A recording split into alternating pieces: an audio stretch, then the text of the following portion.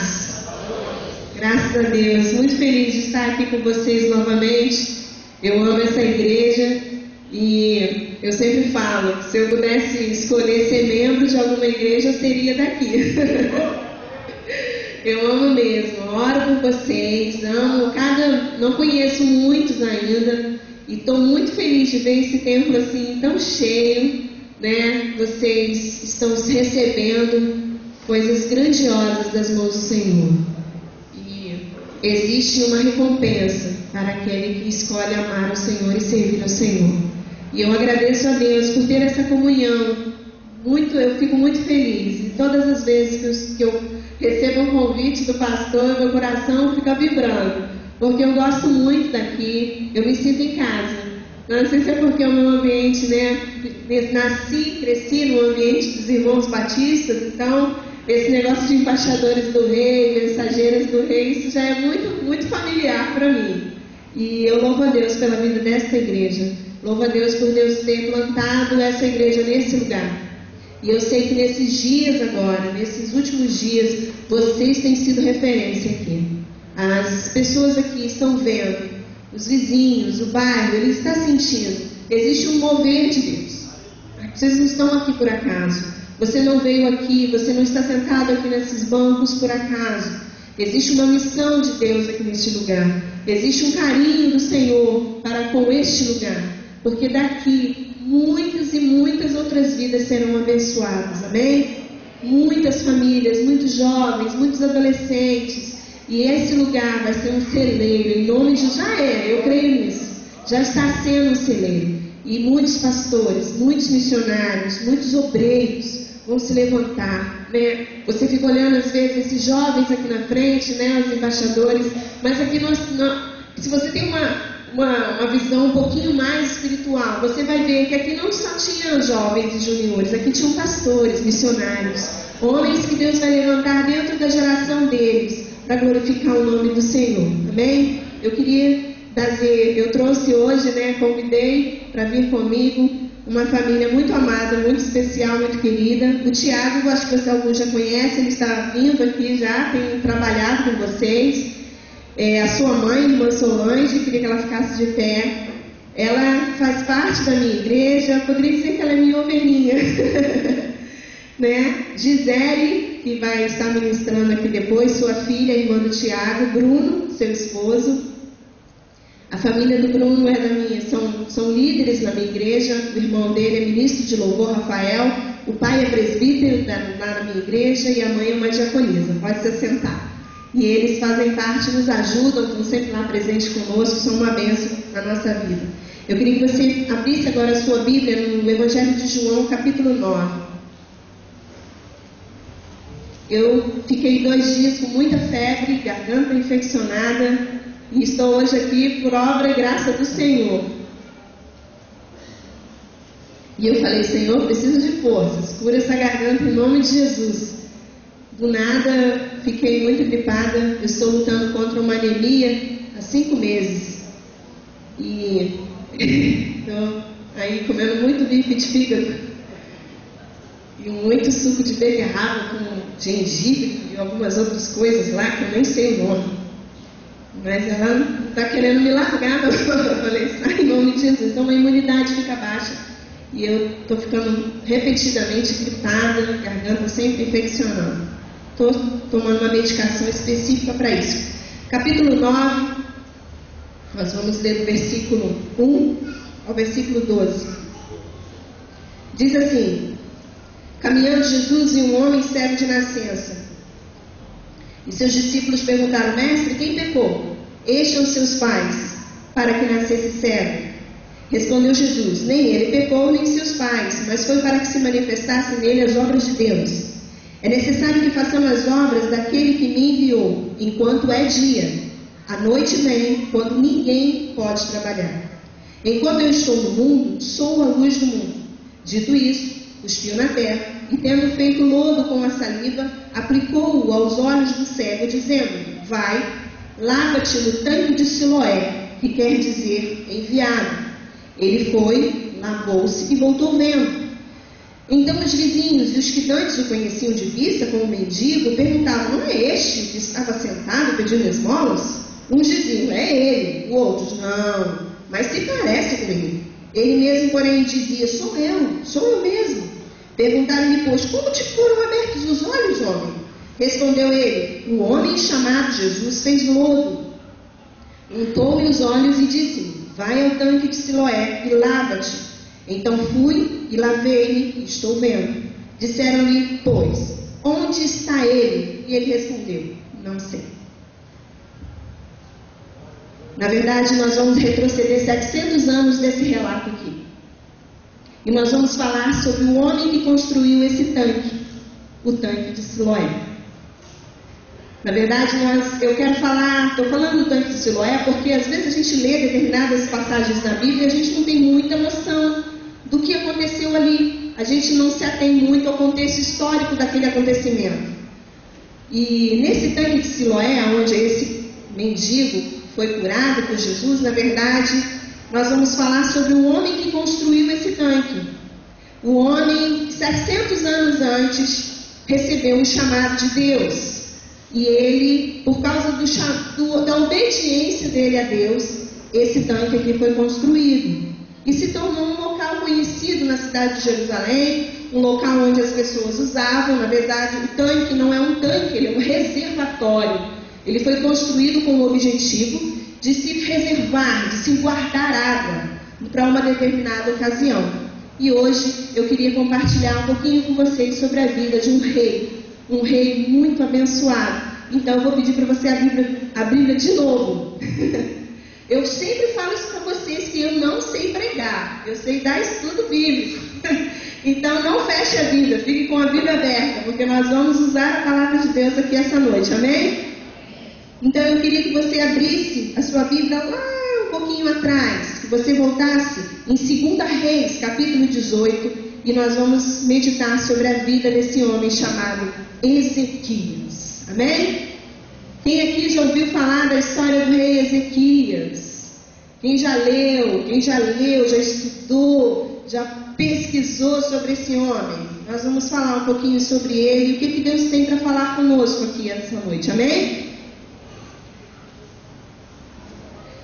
Capítulo 18 de 2 Reis, versículo 1 diz assim: no terceiro ano de Oséias, filho de Elá, rei de Israel, começou a reinar Ezequias, filho de Acaz, rei de Judá. Tinha 25 anos de idade quando começou a reinar e reinou 29 anos em Jerusalém. Sua mãe se chamava Abi e era filha de Zacarias. Fez ele o que era reto perante o Senhor, segundo tudo que fizera Davi seu pai. Removeu os altos, quebrou as colunas e deitou abaixo o poste ídolo e fez em pedaços a serpente de bronze que Moisés fizera, porque até aquele dia os filhos de Israel lhe queimavam incenso e lhe chamavam Deus Santo. Confiou ao Senhor Deus de Israel, de maneira que depois dele não houve seu semelhante entre todos os reis de Judá, nem entre os que foram antes dele. Porque se apegou ao Senhor, não deixou de segui-lo e guardou os mandamentos que o Senhor ordenara a Moisés. Assim foi o Senhor com ele, para onde quer que saía, lograva bom êxito. Rebelou-se contra o rei da Síria e não o serviu. Feriu ele os filisteus até Gaza e seus limites, desde os atalaias dos vigias até a cidade fortificada. No quarto ano do rei Ezequias, que era o 7º de Oséias, filho de Elá, rei de Israel, subiu Salmanassé, rei da Síria, contra Samaria e a cercou. Ao cabo de 3 anos, foi tomada. Sim, no ano 6º de Ezequias, que era o 9º de Oséias, rei de Israel, Samaria foi tomada. O rei da Síria transportou a Israel para a Síria e o fez habitar em Ala, junto a Bor e ao rio Gozã e nas cidades dos medos. Porque não obedeceram à voz do Senhor seu Deus, antes violaram a sua aliança, e tudo quanto Moisés, servo do Senhor, tinha ordenado, não ouviram e nem fizeram. Eu vou ficar bebendo água toda hora, porque está difícil, porque a garganta ainda está queimando. Peço desculpa aos irmãos. Amados, quando eu estava meditando essa palavra, e eu sempre oro ao Senhor, e todas as vezes que eu vou ministrar, Sempre, todos os domingos, sábados, eu sempre estou pregando em várias igrejas, né? Sempre tenho recebido convites, e todas as vezes que eu vou a um local, que eu recebo aquele convite, eu começo a orar e eu começo a falar: Senhor, qual a sua palavra? O que o Senhor quer ministrar para aquele povo, para aqueles irmãos? Porque cada igreja tem a sua história, tem o seu contexto, tem a sua necessidade, né? Deus não lida com massas, Deus não é Deus de massa, Deus é Deus de indivíduos. Ele se relaciona comigo, com você, né? Do jeito dele, da maneira dele, e ele nos conhece pelo nome, ele nos trata como indivíduos, reconhece a nossa personalidade, sabe os nossos gostos, conhece as nossas debilidades, as nossas limitações. Deus é um Deus de relacionamento. E Ele conhece a igreja, Ele conhece o povo que está reunido naquele lugar, Ele sabe as suas necessidades, Ele sabe os seus desafios, Ele conhece o que está no sonho, o que está dentro do coração daquela igreja, o que Ele está movendo. É Ele mesmo que é o dono da obra, é Ele mesmo que está conduzindo, é Ele mesmo que está orientando a liderança, é Ele que é o dono, Ele é o Senhor da igreja. Então, nada melhor do que pedir ao Senhor, ao cabeça, ao chefe da igreja, que fale o que o Senhor quer falar com o teu povo. E eu sempre pergunto, eu levo muito isso a sério, e eu oro, e eu me consagro, e eu estava orando e pedindo a Deus uma palavra para a igreja, firme de paciência. E Deus me deu essa palavra muito linda do rei Ezequias. E uma coisa que me chamou muita atenção na história desse rei Ezequias, e é o que nós lemos aqui logo no início, foi o contexto da história dele. Se você ler bem, prestar atenção, você vai ver que ele começou a reinar com 25 anos de idade. 25 anos de idade é uma idade jovem, né? Ele era novo. Claro que nós temos a história de reis que começaram mais cedo. Por exemplo, Josias começou a reinar com 8 anos de idade. Josias é o bisneto dele, se eu não me engano. Se eu não me engano, bisneto... Josias é bisneto de Ezequias. E então ele é um jovem. E o histórico da situação onde ele estava inserido é um histórico difícil. Ele pegou uma nação, vindo de um rei que era o seu pai, Acais. Acais entregou nas mãos dele um reino destruído espiritualmente, um reino destruído em todos os sentidos, sem defesas. Um reino que estava passando por sérios problemas, tinha passado por uma guerra civil, estava debaixo de maldição divina, porque uma nação estava dividida ao meio. Nessa época, o reino de Deus, a nação de Israel estava partida ao meio. Existia divisão, existia contenda. O reino de cima não se relacionava com o reino de baixo.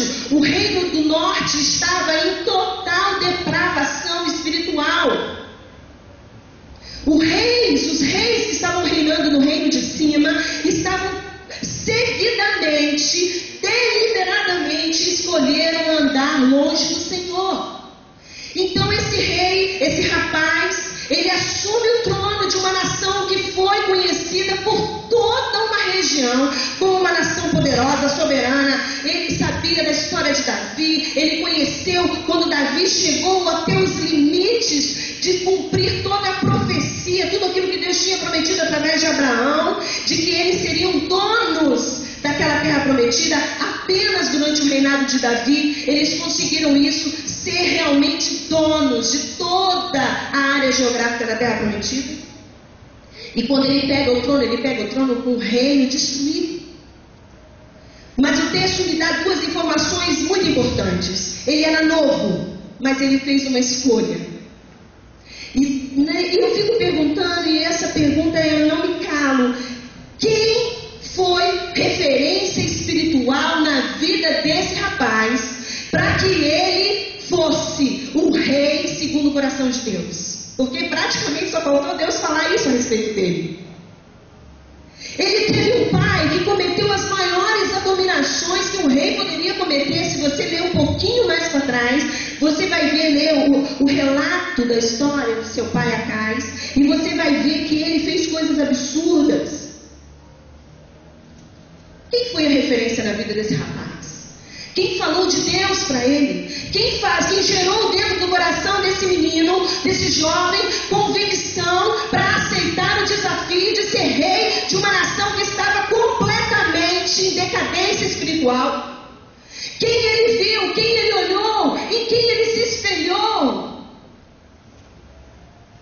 Na mãe, no pai, não foi. No tio, na avó. Quem gerou no coração do rei Ezequias esse compromisso e essa vontade de fazer a vontade de Deus, de aceitar esse desafio, de viver para Deus, custe o que custasse? Se você ler toda a história do rei, você vai ver que ele foi um grande reformador. A primeira coisa que ele fez quando assumiu o reinado foi restaurar o templo, o lugar de adoração. Ele restabeleceu o serviço no templo que o seu pai tinha parado.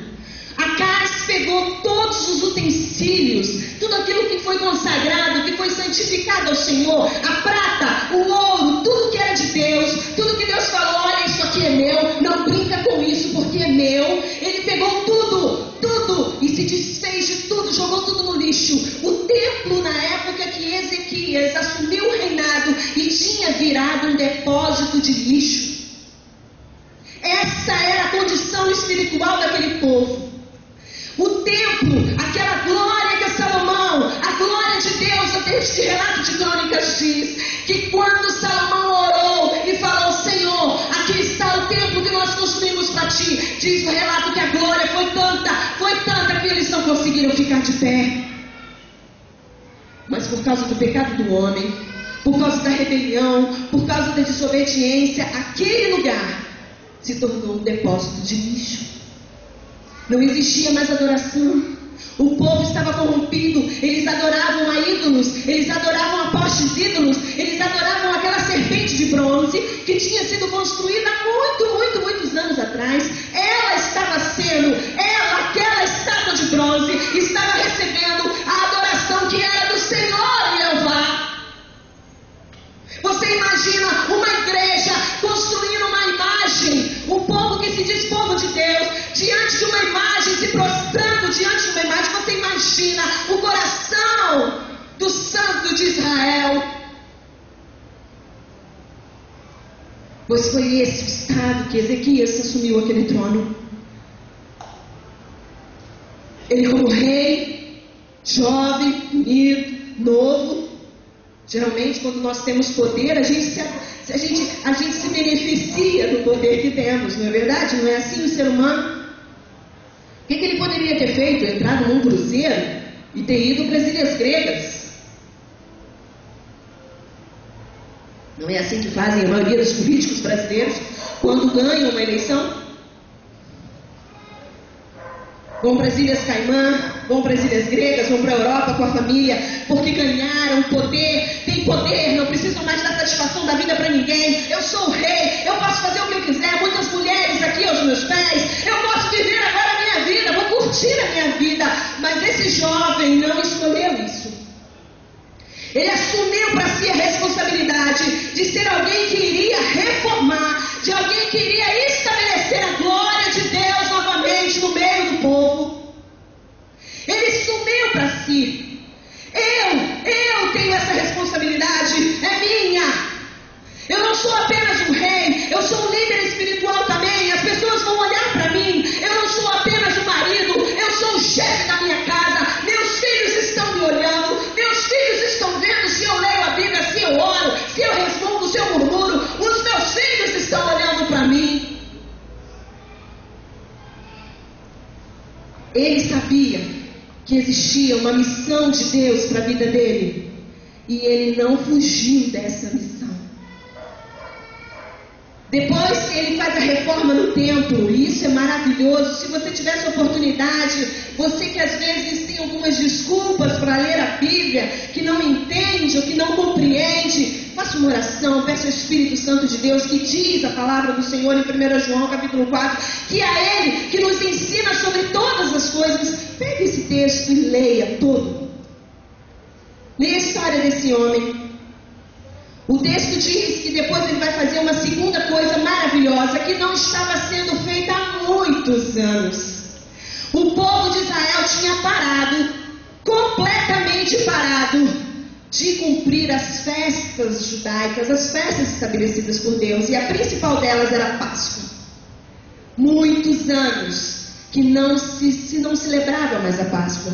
Os sacerdotes e os levitas, para que a Páscoa fosse celebrada, eles precisavam se purificar durante um mês. 30 dias de purificação para que a Páscoa fosse celebrada. Estava na lei mosaica. E quando ele assume o trono, ele percebe que a Páscoa, ela só poderia ser feita, realizada num mês específico, que era o mês de Nisan. Só que o mês já estava acabando, não dava tempo de santificar todos e mesmo assim celebrar a Páscoa. Mas ele se lembrou que na lei existia um artigo, existia uma emenda, existia um acréscimo que dizia que quando não tivesse tempo de se celebrar a Páscoa, poderia ser feito no mês seguinte, com menos tempo, purificação com menos tempo. Então ele chama os sacerdotes, ele chama os levitas e fala: olha, vamos celebrar a Páscoa no meio do povo. E agora eu queria que você abrisse a sua Bíblia comigo em 2 Crônicas,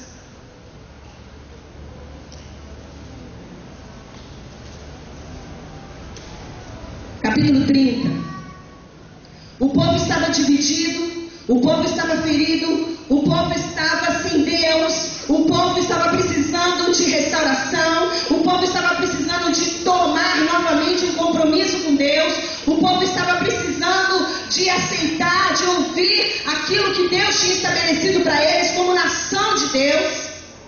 Porque o propósito inicial de Deus ao formar a nação de Israel foi de fazer que eles se tornassem conhecidos e o nome de Deus fosse junto com eles. Quando uma nação ouvisse falar de Israel, não estaria ouvindo falar apenas de Israel, mas estaria ouvindo falar também do Deus de Israel. Esse foi o propósito de Deus.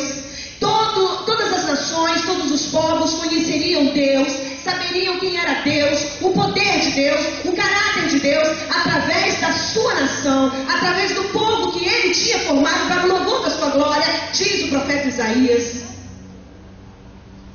Só que esse povo estava completamente perdido, esse povo estava largado. Precisava de alguém, precisava de um homem, precisava de uma pessoa que assumisse isso e que os conduzisse, o que os fizesse de novo ser o povo de Deus. Capítulo 30, versículo 1 em diante. Depois disto, ou seja, depois que o culto no templo foi restabelecido, depois que os levitas voltaram a adorar ao Senhor no templo, depois que os sacerdotes voltaram a cumprir a sua missão de terem sido santificados, depois disto, diz o texto, Ezequias enviou mensageiros por todo Israel e Judá. O que eu falei antes para vocês? A nação estava dividida. Embaixo um povo, em cima outro povo. Mas ele não quis nem saber. Não quero nem saber. Tem rei lá em cima? Pois a minha carta vai chegar lá também. Eu sei que eles estão em pecado. Eu sei que eles estão andando em rebelião. Pois a minha carta, os meus mensageiros vão lá para cima também. Ele diz no texto que ele mandou cartas até para onde não era território dele como rei. Tamanha foi o seu apego. Tamanho foi o seu compromisso com o chamado, com o avivamento que Deus queria trazer para aquela nação. Ele falou: não importa, não tem problema. Eles vão ouvir o que Deus vai falar com eles, porque Deus mandou eu escrever essa carta. E aqui embaixo, no versículo, você pode pular, no versículo 6, diz assim: partiram os correios com as cartas do rei e dos seus príncipes por todo Israel e Judá, segundo o mandado do rei, dizendo: olha a carta, olha o teor da carta. Filhos de Israel, voltai-vos ao Senhor, Deus de Abraão, de Isaque e de Israel, para que ele se volte para o restante que escapou do poder do rei da Síria. Nessa época ele mandou a carta. Já tinha acontecido o cativeiro assírio. A cidade de Samaria já tinha sido invadida. Os inimigos já tinham entrado, já tinham destruído tudo, já tinham levado muitos e muitos cativos. A cidade já estava toda misturada. Samaria não era mais uma cidade só de judeus. Samaria agora era uma cidade misturada com vários povos heveus, e tudo que eles faziam era uma política de guerra dos assírios. E é nessa hora que você descobre por que lá em João 4 os samaritanos e os judeus não se misturam. É nessa hora que você descobre aqui nesse texto por que Jesus passou pela província de Sicar e os discípulos falaram, mas como tu vai falar com ela? Ela é uma mulher, além de ser mulher, ela é uma mulher samaritana. Você sabe que judeu e samaritano não se comunicam, não se falam. Por quê? Por causa desse acontecimento aqui. Porque os samaritanos se misturaram com povos da terra e os judeus começaram a achar eles impuros. Então as cartas saem, ele diz a carta, olha que coisa linda, não sejais como vossos pais, versículo 7, ou como os vossos irmãos, que prevaricaram contra o Senhor, Deus de seus pais, pelo que os entregou à desolação, como os estáis vendo. Não endureçais agora vossos servis, como vossos pais, confiai-vos ao Senhor e vinde aqui ao seu santuário, que ele santificou para sempre, e servi ao Senhor vosso Deus, para que o ardor da sua ira se desvie de vós. Porque se vós vos converterdes ao Senhor, vossos irmãos e vossos filhos acharão misericórdia perante os que levaram cativos e tornarão a esta terra. Porque o Senhor vosso Deus é misericordioso e compassivo e não desviará de vós o rosto se vos converterdes a ele. Os correios foram passando de cidade em cidade, pela terra de Efraim, Manassés até Zebulon. Porém,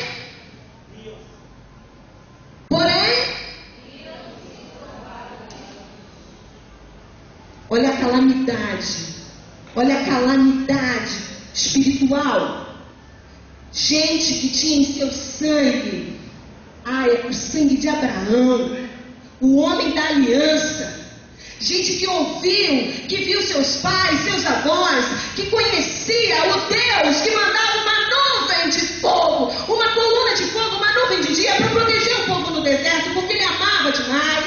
Gente que sabia quem era Deus, gente que sabia quem era Deus de Abraão, de Isaac e de Jacó. Quando ouve a voz de Deus, ri da voz de Deus. Esse era o estado espiritual daquele povo, chamado povo de Deus. Mas ele não desiste. E ele vai, ele manda as cartas. No versículo 12 diz, também em Judá se fez sentir a mão de Deus, dando-lhes um só coração para cumprirem o mandado do rei e dos príncipes segundo a palavra do Senhor. Ajuntou-se em Jerusalém muito povo para celebrar a festa dos pães asmos, o segundo mês, muito grande congregação. Dispuseram-se e tiraram os altares que havia em Jerusalém, também tiraram todos os altares de incenso e os lançaram no vale do Cedron. Então, depois que eles se unem, a unidade é uma manifestação da presença de Deus. Quando Deus está presente, é um só corpo mesmo. É uma cabeça só, é um pensamento só, é uma direção só. É a prova da presença de Deus selando aquela obra que Deus estava fazendo na vida de Ezequias. O povo se uniu e depois o povo se rebela contra o pecado. O povo diz não ao pecado, segundo a evidência marcante de um grande avivamento de Deus. A abominação, a pessoa não quer mais, ela não aceita mais viver daquele jeito, ela quer nova vida, ela quer Deus de novo, ela quer experimentar coisas de Deus, porque ela entendeu que o pecado é uma mentira, o pecado é uma ilusão, o pecado escraviza. É a presença de Deus no meio do povo, é a presença de Deus unindo aquela nação e obedecendo aquilo que Deus estava dando através do seu líder. Você vai pular agora e você vai pular para o versículo 18, porque uma multidão do povo, muitos de Efraim e de Manassés, esses que tinham zombado, muitos não tinham se purificado, contudo comeram a Páscoa, não como está escrito, porém Ezequias orou por eles, dizendo, o Senhor que é bom, perdoe a todo aquele que dispôs o coração para buscar o Senhor Deus, o Deus de seus pais, ainda que não segundo a purificação exigida pelo santuário. Não deu tempo, o avivamento foi tão rápido que não deu tempo de cumprir as leis cerimoniais, mas a lei de Deus, a principal lei de Deus, que é dar-me, filho meu, o teu coração, isso aconteceu. E era isso que Deus queria no meio do seu povo. Filho, dá-me o teu coração, volta para mim, eu tenho uma obra na tua vida, vocês são a minha nação, vocês são chamados, escolhidos meus. E isso aconteceu. No versículo 20, 19, diz assim, que dispôs o coração para buscar o Senhor Deus, Deus de seus pais, ainda que não segundo a purificação. 20, ouviu o Senhor e sarou a alma do povo. Deus visitou aquela nação porque um homem escolheu andar com Deus. Talvez você esteja orando muito pela sua família, mas você ainda não escolheu andar com Deus. Existem coisas que Deus faz, mas existem coisas que eu e você que temos que fazer. A gente às vezes fica esperando Deus fazer, quando na verdade é nós que temos que fazer. O desafio foi lançado aqui na igreja, onde você congrega, onde você é membro. Deus está falando com você esses meses todos. Deus está convocando o seu povo através do líder, do anjo desta igreja. Deus está dando orientações, Deus está chamando, Deus está falando. Eu tenho um desafio para você.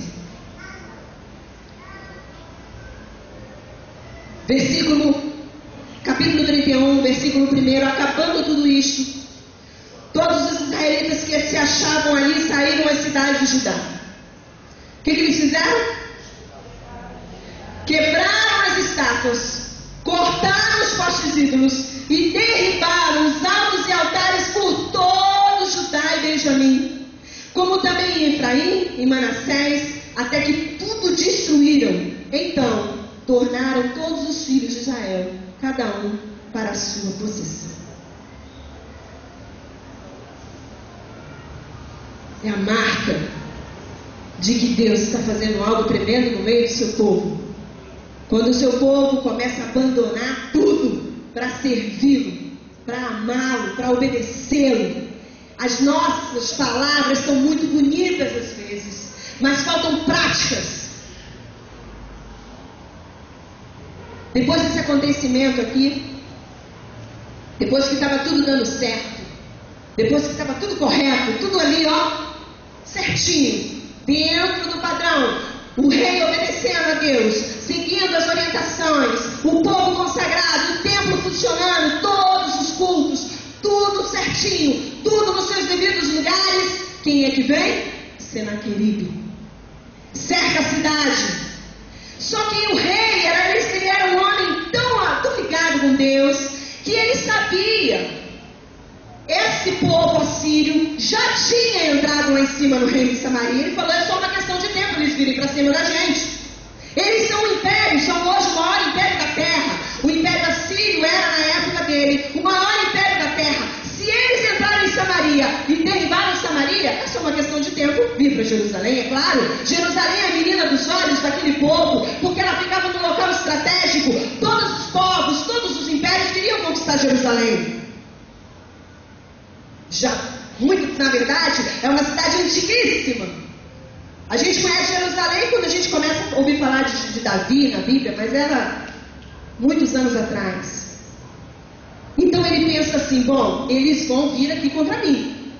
Só que a cidade de Jerusalém, ela tinha uma fonte de águas. E essa fonte que sustentava a cidade, essa fonte de água chamada fonte de Gion, essa fonte ficava do lado de fora do muro da cidade. Todo o abastecimento de água da cidade vinha, as pessoas tinham que ir lá fora buscar. E quando os inimigos cercavam uma cidade, os portões ficavam como? Fechados. Ninguém entrava, ninguém saía. Bom, eles vão nos cercar e nós vamos ficar sem o quê? Sem água. Ele manda construir um túnel de 530 metros, debaixo da terra, passando por debaixo do muro, e pega a fonte lá de cima, tampa tudo, tampou, escondeu a fonte, para que os inimigos não vissem da onde estava saindo água. E esse túnel jogava água dentro desse reservatório chamado Silom. Em 1880, alguns jovens fugindo da família, 1880, agora aqui, pertinho da gente, pertinho nada, né? Imagina, está bem mais próximo do que 700 a.C. Mas em 1880 agora, jovens estavam nesse tanque brincando, escondido, um guarda viu, eles falaram, opa, vamos mergulhar, para ninguém ver que a gente está aqui dentro. Eles se aprofundaram, se ficaram lá dentro, segurando a respiração. Quando eles olharam para a parede, eles viram letras em hebraico clássico, gravado na pedra. E eles ficaram assustados, porque eram símbolos, eles não conheciam essa língua, já estava meio que quase morta, né? Então eles correm e falam com alguém, e alguém vai e procura, e dali, pum, estoura. No mundo da arqueologia moderna, se descobre uma das maiores informações a respeito do tempo bíblico do rei Ezequias. E o que estava escrito naquela parede de pedra, ele dizia que os homens estavam trabalhando picareta a picareta em várias direções com a intenção de se chegar a um único lugar. E quando dois arqueólogos muito famosos fizeram o teste do carbono 14, eles descobriram que era obra do rei Ezequias. E Ezequias ficou conhecido dentro da arqueologia moderna como um grande engenheiro, um grande estrategista, e eles foram descobrindo várias outras obras maravilhosas que ele tinha feito. Mas eu vou dizer uma coisa para você. A maior obra que Ezequias fez não foi construir esse tanque e libertar o seu povo de ficar sem água. A maior obra de Ezequias foi ser um instrumento de Deus para a sua geração. E eu queria falar alguma coisa para vocês. Nós às vezes temos algumas desculpas.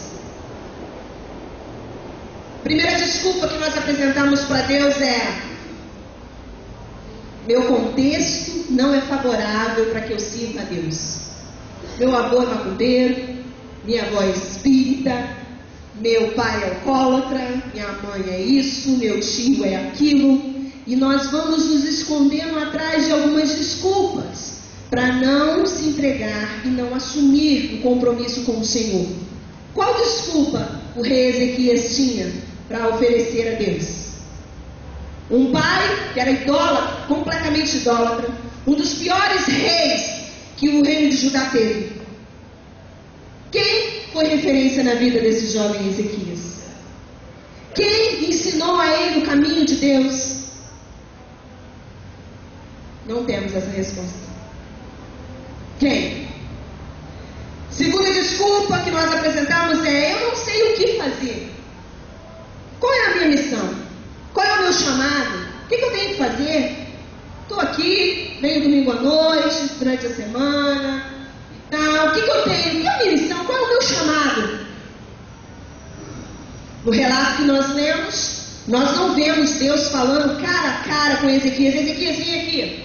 Vamos bater um papo nós dois aqui. Senta aqui que eu vou falar contigo. Olha só, Ezequias. Adriana, Ezequias. Olha só, Ezequias, eu quero que você faça isso. Você leu isso no relato que nós lemos aqui? Leu? Não. O senso de responsabilidade já está em você.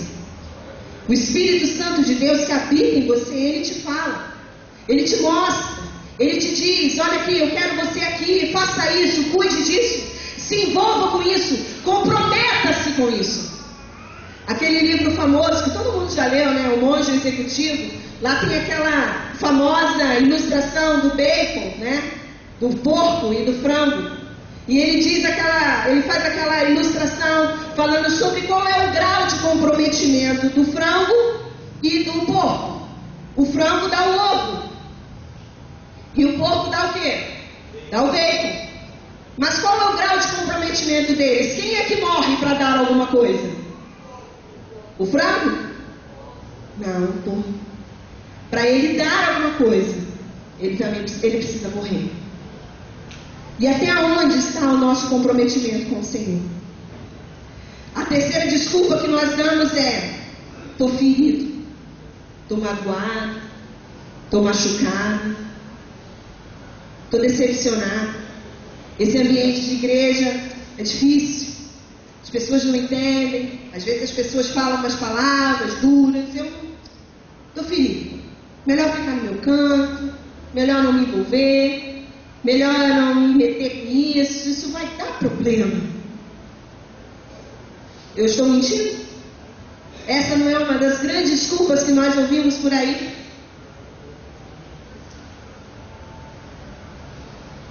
Você imagina a reação de Ezequias quando ele ficou sabendo, pelos seus enviados, que o povo estava zombando da carta que ele escreveu. Ele não deve ter escrito aquela carta, amados, assim de qualquer maneira. Eu tenho certeza que ele escreveu aquela carta com o coração quebrantado diante de Deus. Eu preciso chamar esse povo, eu preciso convocar as pessoas a adorarem a Deus novamente, eu preciso falar do poder de Deus para essas pessoas. Você imagina ele vendo as pessoas zombando, rindo do seu chamado, da sua convocação? Pois ele não parou. Depois que ele fez tudo certo, ele teve uma grande luta. E às vezes a gente acha que mesmo fazendo tudo certo, não vamos passar por lutas e tribulações. Mesmo fazendo tudo correto, mesmo agradando ao Senhor, mesmo servindo ao Senhor com interesse de coração, as lutas não vão vir, pois os inimigos vieram. E ele foi zombado, riram dele, duvidaram do amor dele a Deus. Você puder ler esse relato maravilhoso, a Lagoinha fez até um cântico sobre isso, né? Sobre esse momento em que ele chega diante de Deus, tira suas vestes reais, coloca pano de saco, se coloca cinza na sua cabeça, e ele pega aquela carta que estava zombando de Deus, zombando da sua fé, e apresenta diante do Senhor, e o profeta Isaías vai até ele e fala com ele de uma maneira poderosa. Mesmo dando, mesmo fazendo tudo certo, às vezes as lutas vêm, mas elas não vêm para nos derrubar, porque Jesus jamais, a palavra de Deus diz que o Evangelho de Jesus, ele jamais apaga o pavio que fumega, e jamais ele esmaga a cana quebrada.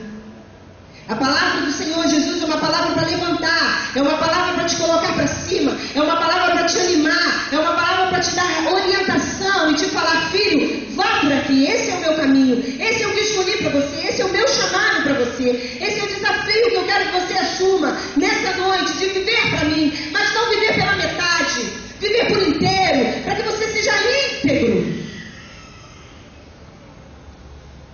Ele nos quer por inteiro, ele não nos quer pela metade. Em casa eu sou uma coisa, no serviço eu sou outra, na faculdade eu sou outra. Não, eu sou do Senhor por inteiro. A minha vida é do Senhor, a minha família é do Senhor, a minha boca é do Senhor, o meu caráter é do Senhor, o meu compromisso é com o Senhor.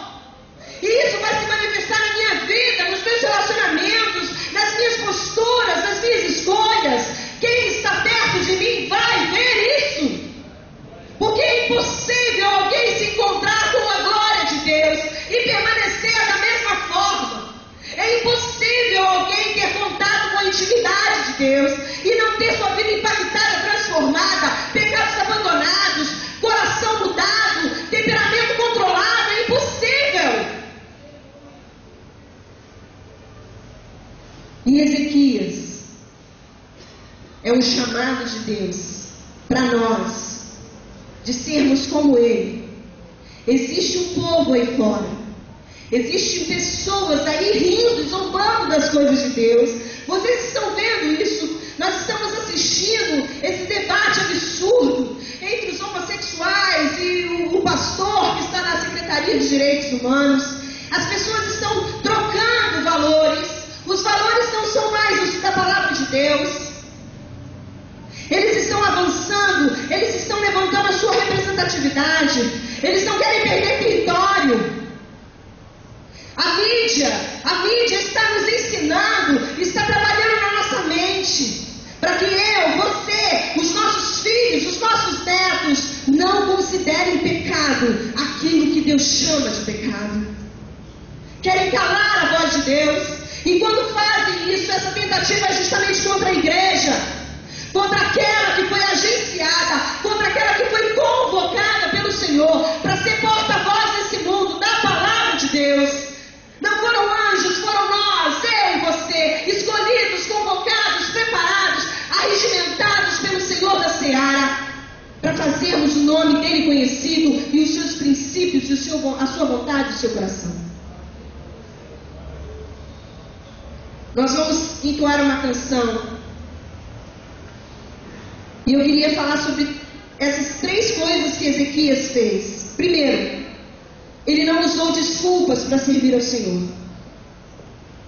Segundo, ele escolheu seguir a Deus. Ele escolheu. Eu escolho seguir ao Senhor. A responsabilidade é minha.